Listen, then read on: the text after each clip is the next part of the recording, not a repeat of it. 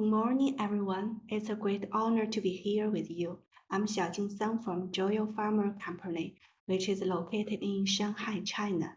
The topic I would like to address today is WX-081, a novel compound against Mycobacterium tuberculosis.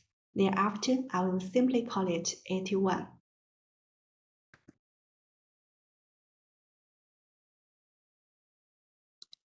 My report will go in 3 parts. To begin with, a brief introduction will be given, and then let's move on to the non-clinical as well as clinical data of our compound 81.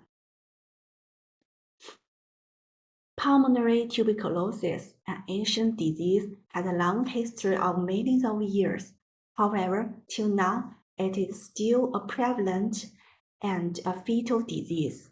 According to a recent global TB report, it is estimated that 10.6 million people developed TB in 2022, among which 410,000 were classified as multi-drug resistant or rifampicin-resistant TB. With regard to mortality rate, TB remains the world's second leading cause of death from a single infectious agent, only after COVID-19. So not surprisingly, goals of WHO anti-TB strategy is far from being achieved. However, unmatched with the overwhelming medical needs, there have been only 3 new drugs approved in the past half-century that are bedaquiline, followed by delamanid and pretomanid. As illustrated in this slide, there are several pipelines all over the world and investigation.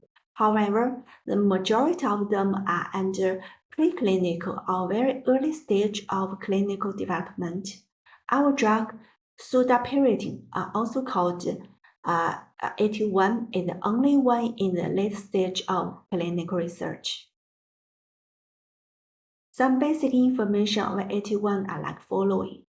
The mechanism of action is similar to bedaquiline, which was approved in 2012, as to inhibit the ATP synthesis of mycobacterial cells, leading to its death.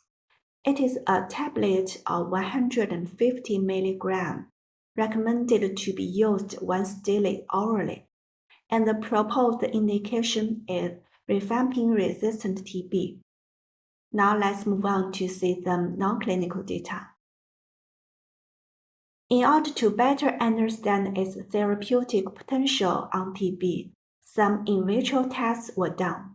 We measured the MICs of 81 and bedaquiline against 114 clinical isolates, including sensitive strains, MDR strains, and pre-active strains. Moreover, we also evaluated the bactericidal activity of 81 in macrophages. Data show that the MIC for 81 of the enrolled strains were under 0.25 mg per milliliter. Both 81 and bedaquiline showed earlier bactericidal effect against MTB, and moreover, obvious concentration-dependent activity was observed for both groups. To exert a good effect, it is necessary to have a good PK profile. Different animal species were utilized, and PK parameters are displayed below. Data show that 81 had excellent exposure in mice, rats, and dog. In addition, 81 showed higher target organ exposure and shorter half-life versus bedaquiline. 81 was further evaluated for its bactericidal activity in both acute and chronic mouse model. In acute model, treatments started 10 days after infection. 81, bedaquiline, rifampicin, and Wilco were given for 4 weeks.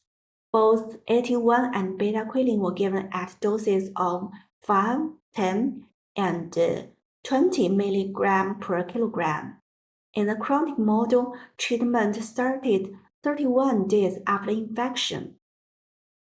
Data showed that 81 exhibited similar bactericidal activity at 5, 10, as well as 20 mg per kilogram compared to beta-quilin, and 81 exhibited a remarkable decrease in CFU in a dose-dependent fashion.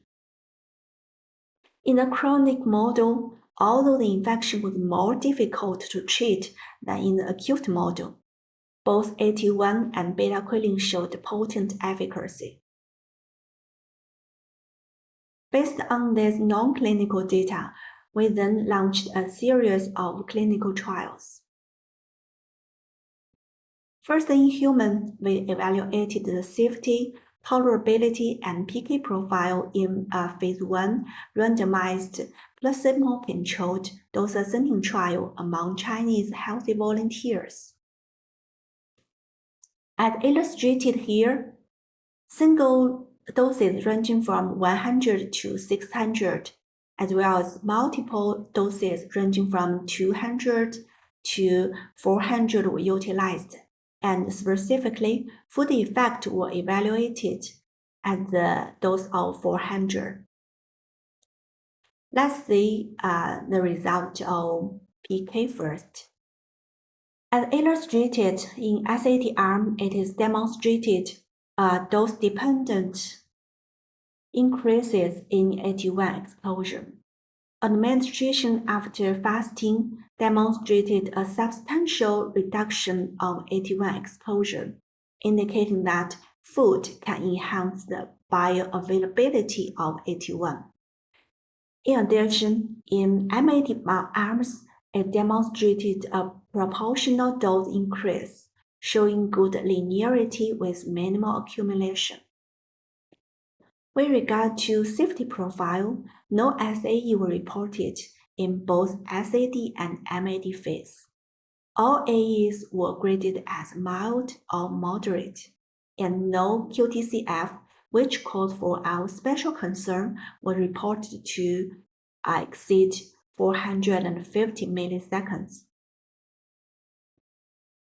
Having reviewed the phase 1 data, let's proceed to phase 2. This is a multi-centered, open-labeled, positive controlled trial to evaluate the effect of 81 in patients with treatment-naive DSTB and RRTB. As illustrated here, treatment-naive drug-sensitive patients were randomly allocated to group A, B, C to receive different doses of 81 and to D to receive SOC treatment for 2 weeks. In the meantime, drug-resistant patients were allocated to receive 81 or beta-quilin. In the first 2 weeks, single drug, and in the following 6 weeks, in combination with background regimen. And the primary endpoint is the EBA, which is called early bactericidal activity. And the 2 indicators is called CFU and TTP. And the exploratory endpoint is the efficacy of 81 at the end of the week 8, and secondary endpoint is the PK, safety, and safety and tolerability. Let's have a look at the EBA data. In the drug-sensitive groups, no obvious EBA, CFU, and TTP were observed in the first 2 days, which may indicate a late onset of activity. It is consistent with its MOA mode, that is, the inner ATP should be depleted first before the activity exerts. Another reason for this may be that we didn't include a loading dose in the first 2 days. Decline in CFU and a prolongation in TTP were observed beginning on day 7, and a dose-dependent trend was observed. While in drug-resistant groups, no matter the different time period, EBA CFU and EBA TTP in both groups were comparable.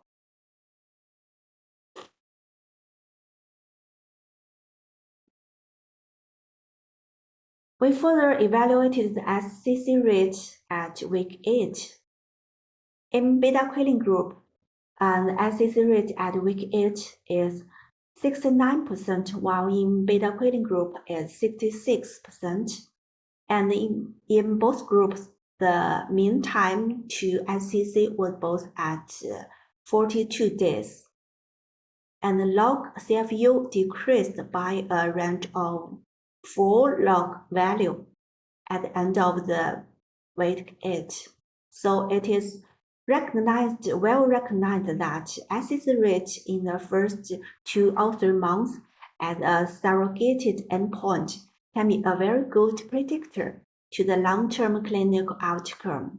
So as a result, this data may implicate that the 81 has a good therapeutic potential to treat TB. In regard to its safety data, in DSTP patients, the majority of AE were graded as mild or moderate, and no SAE occurred when related to 81. Summarizing this phase 1 and phase 2 data, it is concluded that 81 has a preliminary effect to treat RRTB with tolerable safety profile. Thus, we continued to launch a confirmatory phase 3 trial. It is designed as a randomized, double-blind, positive-controlled trial to evaluate the efficacy and safety of 81 in patients with rifampicin-resistant TB. The primary endpoint is SCC rate at week 24, and secondary endpoint is clinical outcome at week 72, as well as safety and population PK profile. It is admitted that in nowadays, short-term regimen is a trend to treat TB. The reason why we chose a long-term regimen is that mainly because it can include the most majority of patients, no matter they are RRTB or MDR-TB or pre or XDR-TB. And also definitely in the future, plans will be made to explore more shorter-term regimen, including new drugs. We have 21 sites across China, aiming to recruit a sample size of 450 patients. The trial is in process now, and hopefully in the near future, we can have the opportunity to share the data with you, esteemed audience. From the emergence of 81, we have always been accumulating data, and we have published several articles in the aspects of non-clinical as well as clinical. And we've embraced any chance to communicate with you.